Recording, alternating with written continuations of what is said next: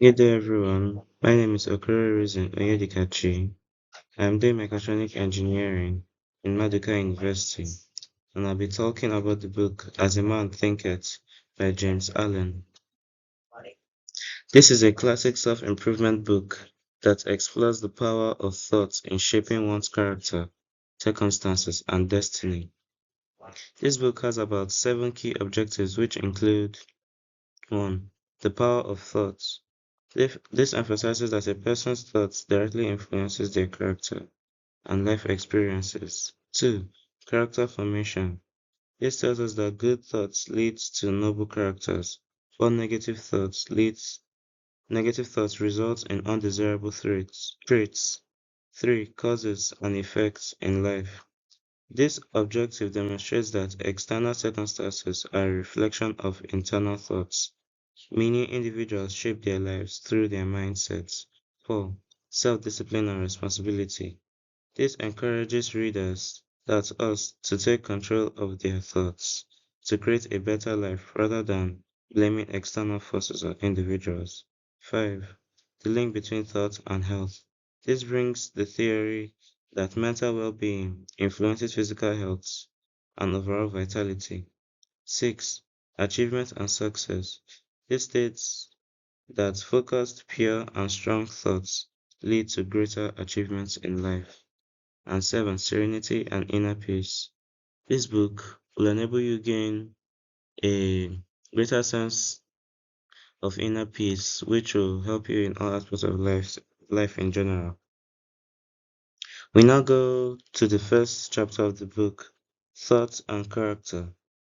This teaches us that a person's character is shaped by their own dominant thoughts. We are our own master and maker because we are made and unmade by ourselves. The foolish think negative thoughts, while the wise thinks of ways to improve. This chapter emphasizes the importance of self-awareness. The book also stresses the point of personal responsibility, telling us that people are responsible for who they become instead of blaming circumstances. Instead of blaming circumstances. Self-improvement is a choice. Everyone has the power to change their thoughts and in turn their character and life. Growth and transformation starts from within. Over to chapter 2, Effect of Thought on Circumstances. This chapter further stresses that your external life is a direct result of your inner thoughts. If you think positively, you attract positive experiences and vice versa, a bit like the law of attraction. It goes on to explain that life doesn't happen by chance. It responds to your mindset, thereby implying that we create our own reality. Hard work and disciplined thoughts leads to success, while laziness and negative thoughts leads to struggle. Just as a gardener carries out proper cultivation and weeds out all unnecessary crops, so also are we the gardeners of our soul, intentionally weeding out all wrong, impure thoughts.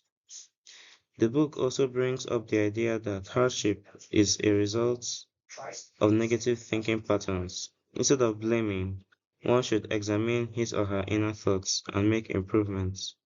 Allen further explains that we can't choose our circumstances, but we can choose our thoughts. We now move over to the next chapter, Effects of Thoughts on the Health and Body. The body is a servant of the mind, either consciously or subconsciously. A person's physical health is deeply connected to their thoughts. Feelings like anger, anxiety, and fear create tension and stress, which can result in fatigue. A classic example is how someone who is depressed is usually weak and somewhat in a semi-ill state. So also does a calm and joyous mind strengthen the body, leading to overall better health and vitality. Now, thoughts and purpose. Positive thinking alone won't get you anywhere. This is where thought and purpose comes in.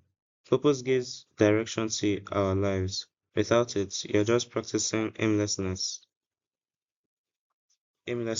which will lead to your imminent destruction. A strong mind also focuses on its purpose. while a weak mind is easily distracted. Simply wishing for success isn't enough. One must combine clear thinking with dedicated efforts to turn dreams into reality. Thought aligned fearlessly with purpose becomes a creative force. In essence, self discipline is the key. Purposeful thinking drives successful success and fulfillment.